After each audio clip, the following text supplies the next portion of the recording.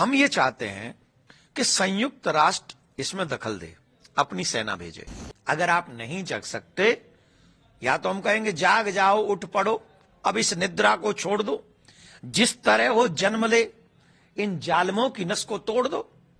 और अगर तुम ऐसा नहीं कर सकते तो एक काम तो करो, संयुक्त राष्ट्र बंद कर दो। या तो न्याय करो या फिर अन्याय की कुर्सी पे बैठना बंद करो। तो एक राष्ट्र बनाओ ना वहां, वो हिंदू राष्ट्र घोषित करो। ये तो शुरुआत है प्यारे, वेट एंड वॉच। आज जो नहीं जग रहे हैं ना, आज जो सेकुलर बने हुए हैं, उन्हें तब समझ में आएगी जब पूरे भारत पे ही दावा ठोक दिया जाएगा कि भारत हमारा है। हमने यूएन को लेटर ये लिखा है सनातन न्यास फाउंडेशन की तरफ से। यूएन की रचना, निर्माण इसलिए हुआ कि पूरे विश्व में कहीं भी अगर मानवता पर आपत्ति आएगी, विपत्ति आएगी, कोई संहार करेगा, तो यूएन उसके लिए खड़ा होगा, संयुक्त राष्ट्र। परंतु दुर्भाग्य से संयुक्त राष्ट्र इस समय मौन है। बांग्लादेश में क्या नहीं हो रहा है? बांग्लादेश में चिन्मय दास प्रभु के वकीलों को, एक को नहीं दो वकीलों को मारा गया, पीटा गया, इतने बुरे तरीके से पीटा गया कि वो आईसी रूम में पड़े हुए हैं, बचे बचे ना बचे।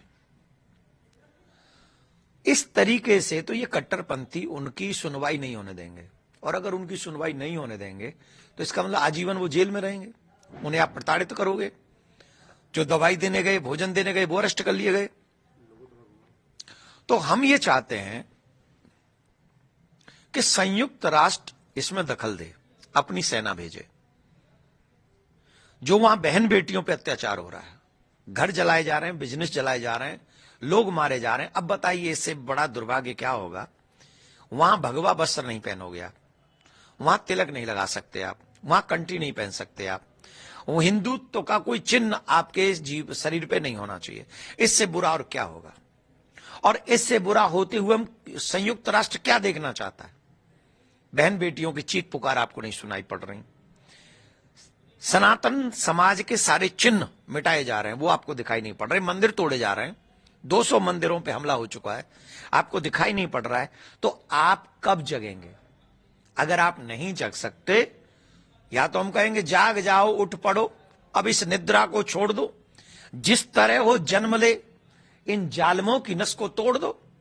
और अगर तुम ऐसा नहीं कर सकते तो एक काम तो करो, संयुक्त राष्ट्र बंद कर दो। या तो न्याय करो या फिर अन्याय की कुर्सी पे बैठना बंद करो।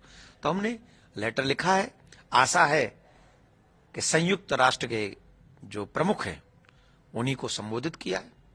आशा करते हैं कि वो लेटर पढ़ेंगे, इसका रिप्लाई करेंगे, और रिप्लाई हमें करें न करें, लेकिन भारत के भारतीयों को, सनातनियों को, बांग्लादेश में जो हिंदू हैं उनको बचाने का और उनको न्याय दिलाने का काम अवश्य करें। ममता बनर्जी ने कहा है कि जो भी वहाँ पे हिंदू हैं बांग्लादेश में, उनको हम अपने यहाँ शिफ्ट कर सकते हैं। उन्होंने ऐसा प्रस्ताव। यहां शिफ्ट करने से होगा क्या? हम तो कह रहे पूरे बांग्लादेश से हिंदू आ जाए, लेकिन फिर जो हिंदुओं की कुर्बानी हुई है, उनकी जो जगह है, उनके जो बिजनेसेस हैं, उनके जो परिवार वहां बसे हुए हैं, सब छोड़ के आ जाए पाकिस्तान की तरह, सब छोड़ के आ जाए अफगानिस्तान की तरह। अरे हम तो कह रहे हैं भारत के नेताओं को एक मांग करनी चाहिए, सभी को, हर पार्टी को एक साथ, संयुक्त राष्ट्र से। भारत की बिना कुर्बानी के बांग्लादेश नहीं बना है, हमारे भी सैनिक लड़े हैं, हिंदुओं ने जाने दी है। तो अगर तुम नहीं रहना चाहते हमारे साथ, तो एक राष्ट्र बनाओ ना वहां, वो हिंदू राष्ट्र घोषित करो। चाहे जितना भी जगह पार्ट हमको देना आप दो, और हिंदुओं को अलग करो, मुसलमानों को अलग करो, तुम अपना रहो, तुम अपना रहो। यही ना न्याय होगा।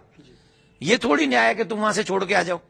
नहीं, उनको हक मिलना चाहिए, और इसके लिए आवाज चाहे भारत से उठे, यूएन से उठे, इंग्लैंड से उठे, जो न्याय चाहते हैं उनको ये बात कहनी चाहिए कि बांग्लादेश में हिंदू राष्ट्र बनना चाहिए और हिंदू सुरक्षित होने चाहिए।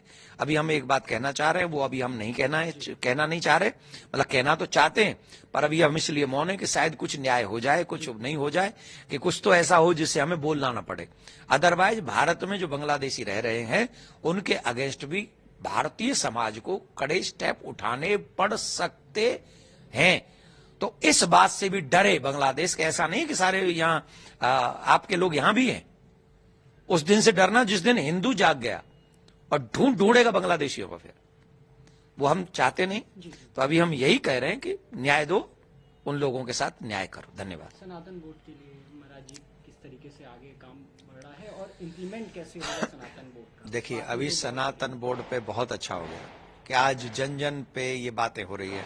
अब मैं जहां भी जा रहा हूं, मुझे आज तक किसी मुहिम में इतना समर्थन हर जगह मिलता है, हर चीज पे इतना समर्थन मुझे किसी मुहिम में नहीं मिला जितना सनातन बोर्ड पे।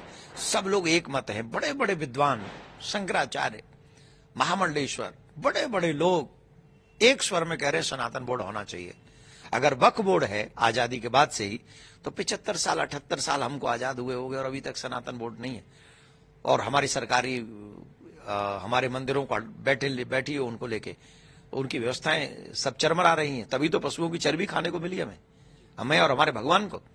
तो इसलिए सभी सनातनी चाहते हैं सनातन बोर्ड बने, और हम आशा करते हैं कि सनातन बोर्ड बनेगा और एक नया सूर्य उगेगा और सनातन सुरक्षित होगा। वह जिस तरीके से दावा कर रहा है, अब स्कूल और कॉलेजेस में भी, बनारस के भी कॉलेज में दावा कर दिया और अनेकों जगह वफ का दावा है, तो इसको किस तरीके से महाराज जी आप देख रहे हैं वफ के दावे? ये तो शुरुआत है प्यारे, वेट एंड वॉच। आज जो नहीं जग रहे हैं ना, आज जो सेकुलर बने हुए हैं, उन्हें तब समझ में आएगी जब पूरे भारत पे ही दावा ठोक दिया जाएगा कि भारत हमारा है। मेन तो यही सवाल है कि हम लोग सेकुलर बने हैं और सेकुलर बनने तो इसीलिए अपने देश को बचाओ, पहले देश को बचाओ, देश के साथ खड़े हो, और किसी भी संस्था को इतना बड़ा अधिकार मत दो कि वो तुम्हारे देश पे ही दावा ठोक दे। सनातन बोर्ड बनाइए, मंदिरों को स्वतंत्र कीजिए, भारतीय संस्कृति को आगे बढ़ाइए, सनातन को आगे बढ़ाइए।